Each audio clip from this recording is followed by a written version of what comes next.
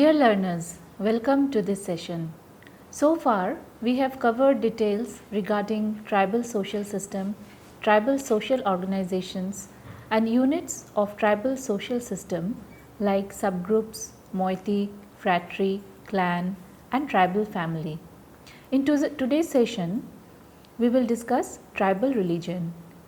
Before understanding the concept of tribal religion, it is important to understand the concept of religion. So, in this session, we will try to understand the concept and definition of religion and explain the religious beliefs of tribes of Western India and Northeast India. Religion is a social phenomena which appears to exist in every society. It is woven into the fabric of everyday social life. It has immense significance in the life of an individual and in the social group. Scholars have argued that it gives meaning to human life and provides relief from the hardships of daily life. Religion serves a central and crucial function in society, supporting what has been variously called social integration, social solidarity, and social cohesion. In sociology, the concept of social integration refers to the ways that different groups come together to form a whole in society. It might refer to cases when minority groups become part of mainstream society. Social solidarity emphasizes the interdependence between individuals in a society, which allows individuals to feel that they can enhance the lives of others. It is a core principle of collective action. It is founded on shared values and beliefs among different groups in society.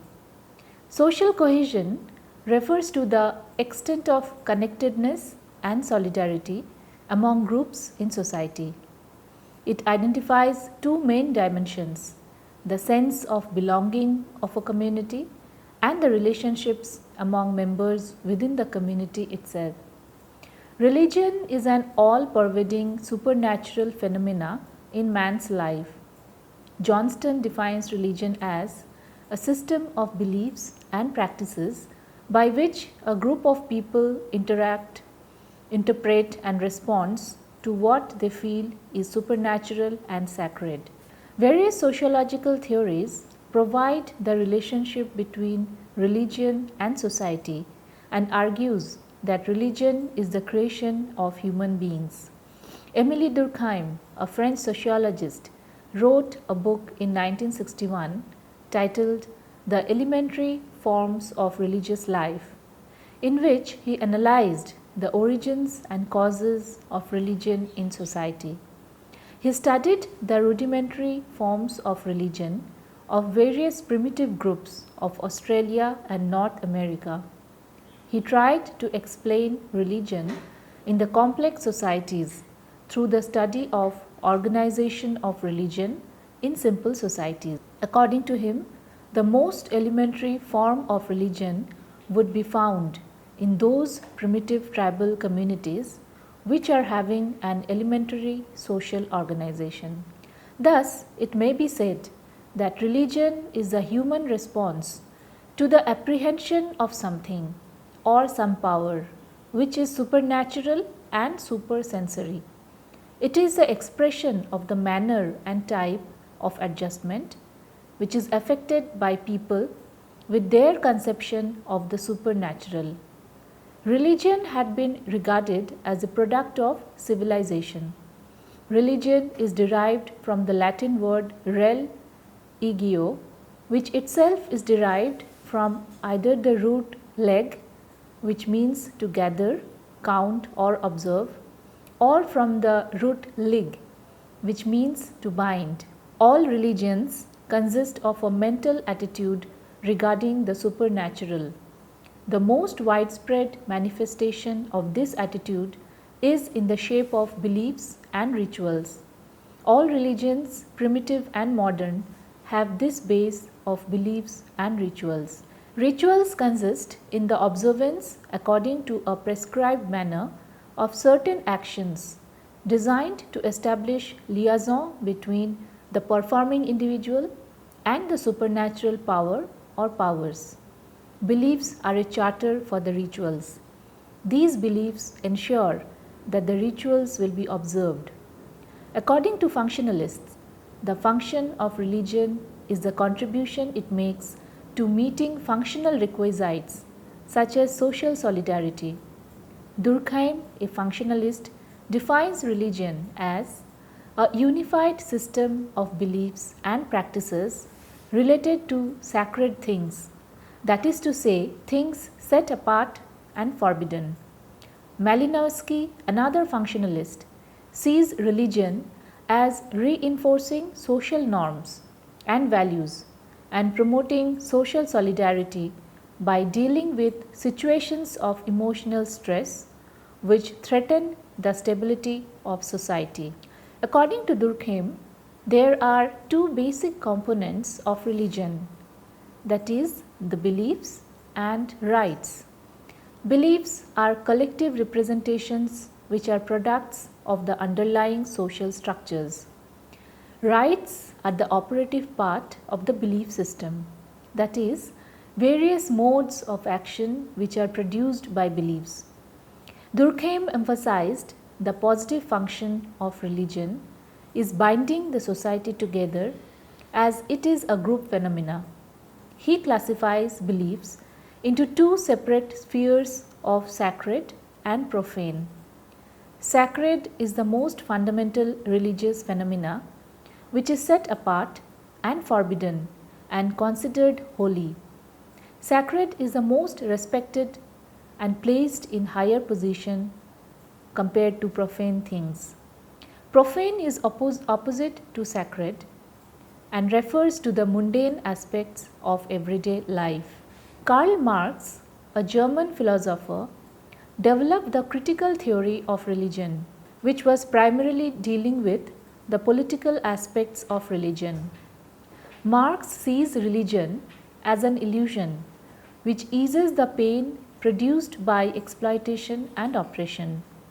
In Marx's words, religion is the sign of the oppressed creature, the sentiment of a heartless world, and the soul of soulless conditions. It is the opium of the people. From a Marxian viewpoint, religion does not simply cushion the effects of oppression, it is also an instrument of that oppression. It acts as a mechanism of social control, maintaining the existing system of exploitation and reinforcing class relationships. Marx was more concerned with how religion generated a consciousness of the existing social reality, thereby normalizing and justifying the unequal social structure and giving people an illusory happiness. Marx was not only theorizing the relationship between religion and society and how does religion affects human behavior, but he was also addressing how to change the unequal structure of society which is disguised in religion. Max Weber, a German sociologist, developed a theory of religion in which the economic relevance of religion is demonstrated. In his book, The Protestant Ethic and the Spirit of Capitalism, which was released in 1948, he assessed the contribution of Protestant ethics in the development of modern economic system of capitalism. Ram Ahuja describes religion as the interaction of living beings with symbols having assumed supernatural power. It is a two-way process. It deals with worship of supernatural. It also comprises of beliefs, rituals, taboos, myths and codes. Now let us see the early tribal religion. The earliest anthropological theory about primitive tribal religion, seeking to trace its origin and explain it, was given by Tyler. According to Tyler, primitive man had certain experiences. In his dreams, he engaged in various types of activities even while he is sleeping. He meets his dead ancestors in dreams and have hallucinatory experiences about them and other beings while he was awake. He hears the echoes of his own voice. He sees his own reflection in ponds, pools, and rivers, and he fails to disentangle himself from his shadow. There must have been some unseen thing in him which must have escaped, unseen, making him dead. It was thus that the belief in such an unseen thing or power which kept people alive when it was in them and made them dead when it left their bodies emerged. Such a thing or power is called soul. Tyler says primitive man must have thought there must be two souls in a human being, a free soul which could go out of him and have experiences, and a body soul which, if it left the body, resulted in its death. Primitive man must have come to the conclusion that when the body soul left the body permanently, the person concerned died and his soul became a ghost or spirit. This belief in the soul is called animism. According to Ramanuja, animism means a belief in individual spiritual being. The concept of animism first arose as a result of difference between the dead and the living. Each person is presumed to have a physical life and a phantom life. The basic tenets of animism are phenomena of sleep, dream, and death, phenomena of possession, beliefs in spirits and ghosts, and magic. Tribal religion, however, includes much more than animism. There is, for instance, the belief in a high god.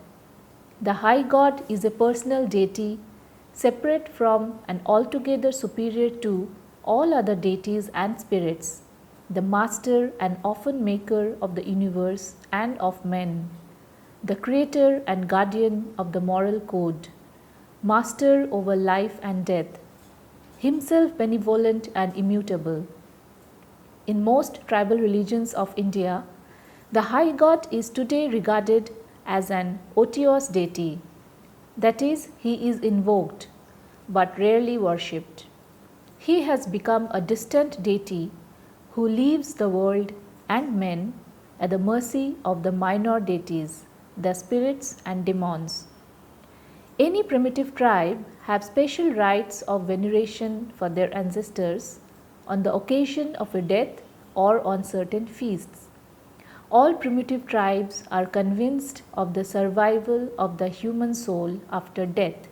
They may believe even in a plurality of souls, the shadow, the life spirit, the ego. Each soul has its own fate after death. The belief in the transmigration and reincarnation of soul is fairly widespread. Many tribes assume that the future life is determined by the good or bad. The tribals have developed a largely magical world outlook. They believe that the whole world and every individual life are mainly governed and directed by superhuman powers, personal and impersonal. But they also maintain that these superhuman powers can effectively be influenced and controlled by means of magic and exorcism.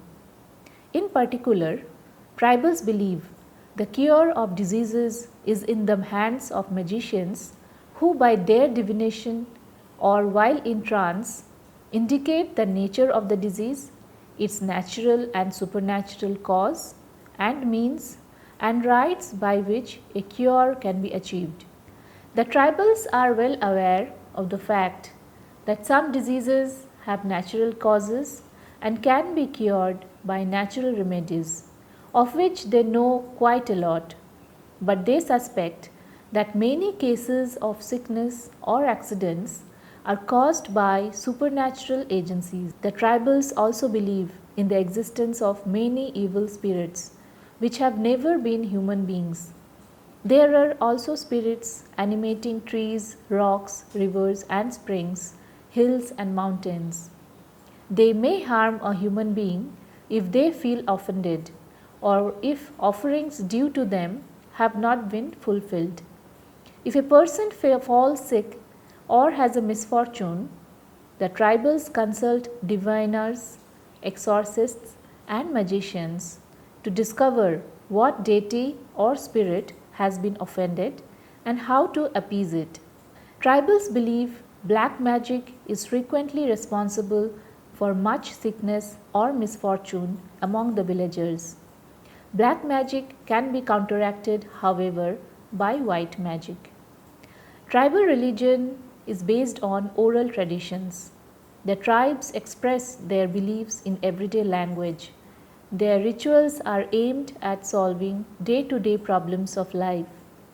Objects of worship are things of nature, such as trees, rivers, mountain, sun, moon, and earth. Offerings are usually in the form of food and drink, domesticated birds, and animals. Rituals are mostly performed collectively and transmitted orally. By the term ritual, which has been interchangeably used with terms rites, ceremony, customs, one implies any non instinctive behavior which is repetitive, symbolic, and meaningful. It stands for any formal actions following a set pattern which express through symbol a public or shared meaning. These symbols express sacred values which are demarcated from profane or mundane day to day activities of everyday life. The sacred is that which is superior to the ordinary, utilitarian life activities which falls in the purview of the profane. Tribal worldview is grounded in the natural events and life experience. Their cosmology is socially effective, that is, existential but uninterpretive. It lacks interpretability precisely because the tribes themselves have no metaphysical anxiety, that is, the anxiety to know about the reason for their existence and how and why the cosmology exists, but coming in contact with the complex forms of religion, they are now adopting explanatory tendencies. Now let us discuss the tribes of Western India and their religion. The Bhil are one of the largest tribes of Western India, living in parts of Rajasthan, Gujarat, Madhya Pradesh, and Maharashtra. Many Bhil, many Bhil merge animism and Hinduism, and many are Muslims and Christians. There is a myth of descent from a tiger ancestor. The Jhabua Bhil and others believe in Bhagavan or Bholo Ishwar, who is a personal supreme god. They also believe in minor deities who have shrines on hills or under trees. Worship of Bhagavan is at the settlement's central sanctuary. There is a human oriented cult of the dead whose main ritual is called Nukto and is practiced in front of the dead person's house. Nukto purifies the spirit of the dead and unites it with Bhagavan. Gothri's Parvez is the collective ancestor. The concept of a spirit rider is important in Nukto and Gothris.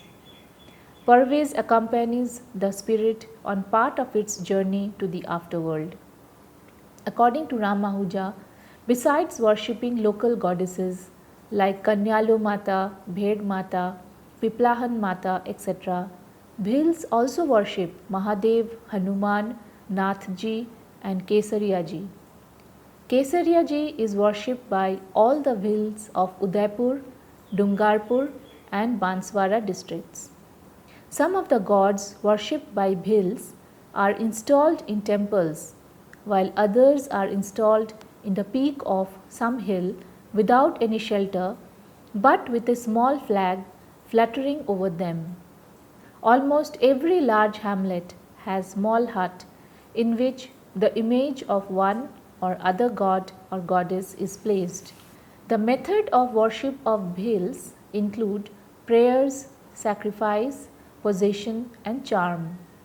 Bhils have an intermediary person called the Bhopa, who form a medium between the worshipper and the worshipped. Bhils believe in the existence of spirits, ghosts, witchcraft, dreams, auspicious moments, oaths, and practice certain taboos. Traditionally, they believe in a pantheon of deities that over time absorbed Hindu gods. Important local deities include Wagdeo, the tiger god, and Nandervo, the god of agriculture, and Chagvam, the supreme deity. They also believe in an afterlife where one is reunited with family members, a pantheon of earth spirits that sometimes band together in groups, and malicious individuals that cause harm through sorcery and witchcraft. The dead among the Bhils were traditionally buried, but Hindu influences has meant that many are cremated and their remains are buried. People who die unnatural deaths, it is believed, can become malevolent spirits that can cause great harm, and those who die natural deaths become good spirits. Twins and babies with unusual deformities are also believed to cause harm and have traditionally been destroyed immediately after birth. Many tribes have priests that act as mediums, diviners, and healers and undergo a long training period. For serious matters, witch doctors are called in because they are said to have the power to battle sorcery and witchcraft. Among the important ceremonies are appeasements and exorcisms of ghosts, one of which is the exorcism of the cattle shed. Let us discuss the religion of the tribes of Northeast India. The hill people of the Northeast India, from the distant past up to the time of their conversion to Christianity, had a certain concept of religion. They believed in some spirit or powerful being which had its natural objects like stone, river, tree, mountain peak, etc. They believed that there were many spirits, benevolent as well as evil, which influenced the life of man. These spirits had to be kept happy by sacrifice. In every village there were priests who were conversant with process of offering sacrifices. The hillmen also worshipped a supreme god who enjoyed the highest position. Next to God, there were quite a large number of spirits and demons which deserved to be worshipped. These spirits are demigods and were thought to reside or haunt particular localities, village, river, stone, forest, mountain tops, and so on and so forth. In one word, the tribal people may aptly be called animists. They also worshipped the ancestors and offered sacrifices to please the soul of the dead. Across the golden heights of Assam, most of the eastern Indian tribal people have their own tribal god and goddesses and have deep respect for other faiths. Nearly all the tribal people believe in the existence of spirits that move nature and guide human actions. They give different names to them and worship them in their own distinct way. The priests occupy a very important position in the tribal society. No ceremonies are performed without them. Annual sacrifices are popular with the people in the hills. According to their beliefs, gods have to be worshipped with their favorite animals. The Khashi tribe of Meghalaya believes in the Supreme Being, but their religious rites and ceremonies are directed more to the appeasement of the numerous spirits by which they are surrounded, and also to keep their ancestral spirits pleased by prayers and offerings. The spirits of the hills and rivers also receive their due share in the form of animal or bird sacrifices. The Khasis are supposed to be great believers in augury and divination by means of broken eggs or an examination of the entrails of birds and animals offered in sacrifice. With the spread of Christianity and of modern education, these customs have tended to disappear. It is interesting to note that the Khasis had priests called Lendo only for the performance of worship for communal welfare. The other rites were mostly conducted by elders who had the necessary knowledge. Such rites were connected with birth, marriage, and death, and used to be strictly performed in earlier times. In every case, when a Khasi was faced by a crisis of one kind or another, he did not dare to depend on his own judgment, but sought the guidance of superior, unseen powers who spoke to him through the dumb language of omens and signs. One thing, however, should be very clearly borne in mind, and this is true not only of the Khasis but of the others as well, and that the tribal people in India live in constant dread of evil spirits which inhabit the world around them. This view does not seem to be wholly true. If one absorbs carefully the life of these people, one realizes that there is enough joy left in their lives, which the fear of spirits has never been able to quench. They resort to augury and magical practices only when they are hard pressed in life. And even then, they sometimes conform to established custom, not because they believe in it, but because this is what is done by everyone else under similar circumstances. Let us come to Naga tribes. The Naga tribes live in the mountains of northeast India. They believe in an earthquake god who created the earth out of the waters by earthquakes. The sons of this god now watch over mankind and punish those who do wrong. Other deities, without name or form, live in the mountains, forests, rivers, and lakes, who need placating as they are hostile to men. Omens and dreams are generally believed in. Witchcraft is practiced, and some men are thought to be able to turn into tigers. Head hunting was an important practice for fertile crops, depended on a sprinkling of blood from a stranger over the fields. Reincarnation is believed by many Naga tribes, and the dead are buried in the direction from which their ancestors have come. The doctrine of Jina or taboo involves whole social groups, villages, clans, households, age groups, in a series of rituals that may be regularly practiced or be the result of an emergency such as an earthquake. All the hill tribes of Manipur believe in the existence of a supreme being or God.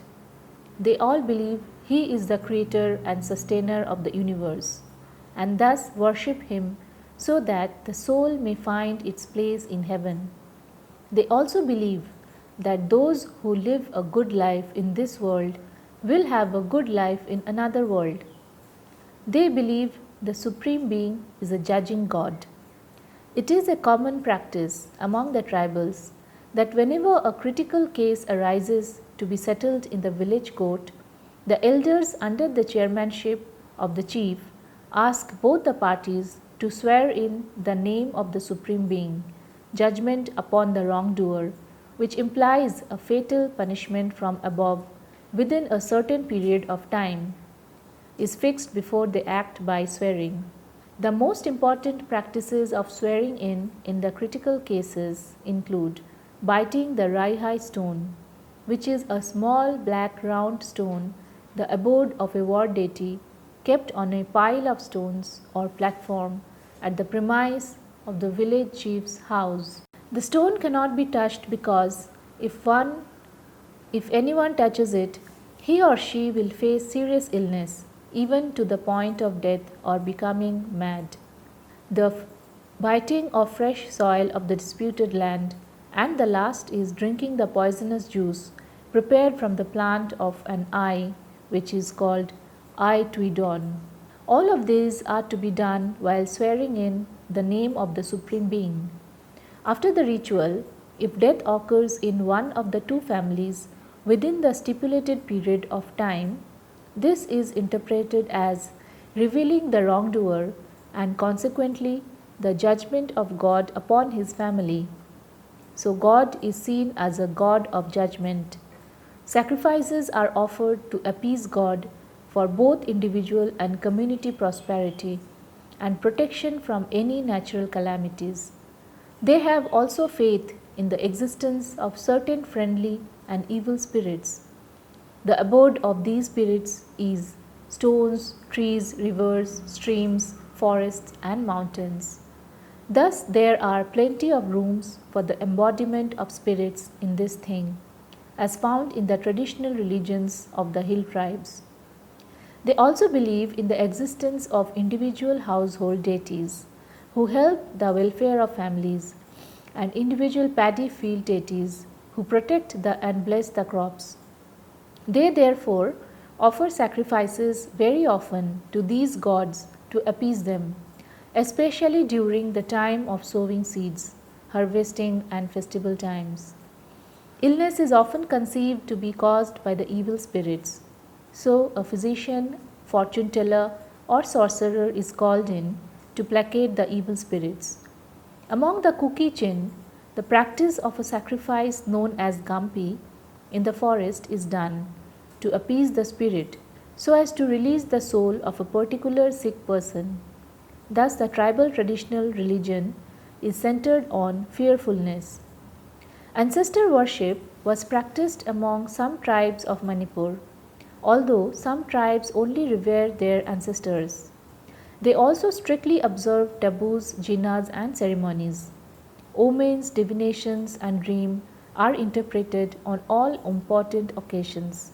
In traditional tribal religion, the practice of sorcery, wizardry, and necromancy were common, and even today among the non Christians, the same practice is found. Let us now discuss the religion of the Abor. The Abor is the general name given to tribal groups that lives in Assam and Arunachal Pradesh. The Abor have traditionally been animists. They practiced animal sacrifice and believed in a group of good and evil spirits. They consider rivers as gods and fear souls of deceased people who died unnatural deaths or who were not properly buried. For example, river nipongs or water spirits associated with women who died related to pregnancy, Ipom or offspring from Robo, the father of evil spirits, etc. Among the most prominent of the benevolent or good spirits is Benji Bama, who is a controller of human destiny. There are two main religious practitioners, Ipak Mary diviners and Naibo medicine men. They use incantations, that is, a series of words said as a magic spell or charm, and spiritual discernment, that is, the ability to judge well, to determine which spirits might be causing a particular illness or problem. Treatments involve herbal remedies, appeasement of spirits, and using signs, dancing, and special beads to exorcise the spirits. The big events for the Abor consist of the annual hunt and rice harvests. Most ceremonies are associated with life cycle events, such as initiations into the boys' and girls' houses and hunting ceremonies. Song, dance, and telling tribal myths and histories are important segments of these events. The Abor have a rich oral literature of legends, folk tales, ballads, and political narrations. In the afterlife, they believe the dead live on in a world that is not much different from the world of the living. At funerals, the dead are given possessions, food, and drink to take with them to the afterlife. Religion permeates all aspects of life in Northeast India. It basically is a community religion. To be truly human is to belong to the whole community, including the ancestors and creation. To do so involves the active participation in the beliefs, ceremonies, rituals, and festivals of the community. Another distinctive characteristic of tribal religion is that it doesn't have sacred scripture or scriptures as other religions do. The religious ethos is contained in the people's hearts, minds, oral history, and rituals. Tribal religion does not have an historical founder or reformer. Their religion is instead centered on earth or creation. In the tribal worldview, one cannot make a clear cut distinction between the sacred and secular, between religious and non religious, between the spiritual and material areas of life. There is a sense of cosmic oneness. In other words, all things are seen to fundamentally share the same nature and same interaction with each other. So, learners, in this session, we discussed the meaning and definition of religion. Explanation has been given on the different forms of religion practiced by the tribes in Western India and Northeast India. In the next session, I will discuss about the religion of tribes of Central India and Southern India. I will also discuss the concepts of shamanism and Bongaism and the contribution of Hinduism and Christianity to tribal development. Thank you.